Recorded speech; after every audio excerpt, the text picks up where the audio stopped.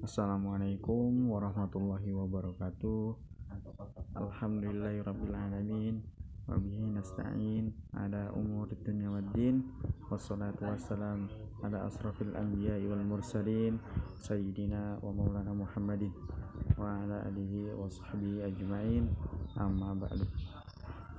Langsung saja kita masuk kepada mata kuliah metodologi studi Islam. Saya Evan Damar Arianta dari kelas A dari jurusan Manajemen Dakwah. Saya di sini mendapat tema Orientalisme melihat Islam kritis. Dari tema-temanya ada pendahuluan, pembahasan Orientalisme dan pengertian Orientalisme, sejarah Orientalisme, tujuan Orientalisme, dan terakhir kesimpulan Orientalisme. Pendahuluan melakukan kajian tentang perkembangan pemikiran tentang Orientalisme dan Oksidentalisme. Bukanlah hal yang mudah meskipun kajian Orientalisme telah berkembang cukup lama. Namun untuk melacak dinamika intelektualismenya harus melibatkan banyak elemen dan beberapa variabel.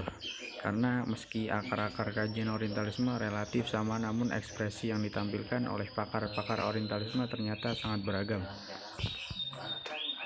Langsung ke pembahasan definisi Orientalisme. Dari segi bahasa, Orientalisme dan Orientalis berasal dari kata Orient yang mengandung arti timur atau Asia Timur, sedang Oriental mengandung arti orang timur atau Asia dan Timur. Sumber lain menyebutkan Orientalisme berasal dari bahasa Prancis Orient yang berarti timur atau bersifat timur, dan isme berarti paham, ajaran, cita-cita, atau sikap. Orientalisme adalah orang yang mengetahui bahasa-bahasa dan sastra-sastra timur.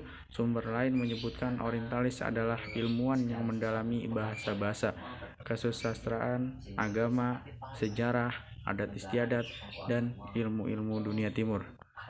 Dunia timur yang dimaksud di sini adalah wilayah yang terbentang dari timur dekat sampai timur jauh dan negara-negara yang berada di Afrika Utara. Kita lanjut ke pengertian Orientalisme. Pengertian Orientalisme secara bahasa, Orientalisme berasal dari kata Orient yang tadi sudah disebutkan dalam pembahasan, yang artinya timur. Secara etnologis, Orientalisme bermakna bangsa-bangsa timur, dan secara geografis bermakna hal-hal yang bersifat timur. Dari pemaknaan di atas, mungkin akan timbul pertanyaan, apakah orang Indonesia yang mempelajari tentang ketimuran bisa disebut orientalis?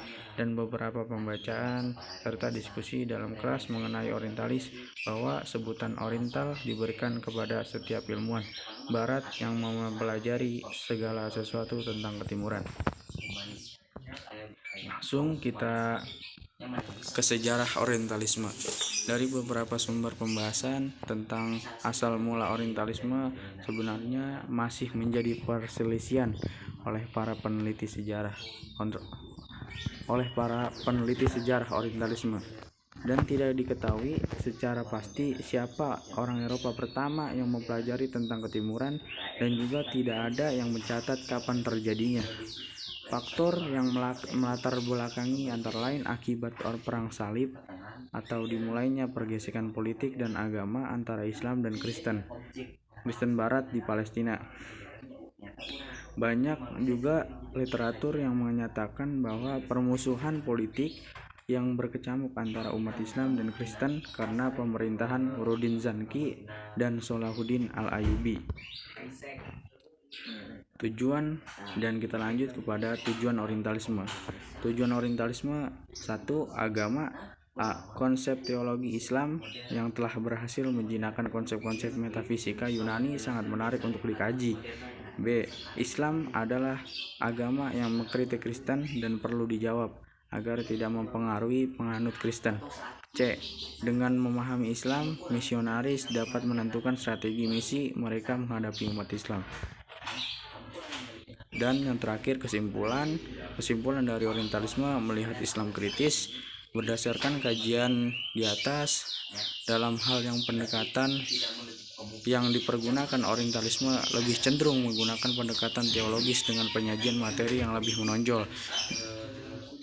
lebih menonjolkan aspek-aspek negatif Islam, yang tentunya hal ini sangat berpengaruh atas terbangunnya image Barat atas Islam di masa mendatang. Jadi orientalisme adalah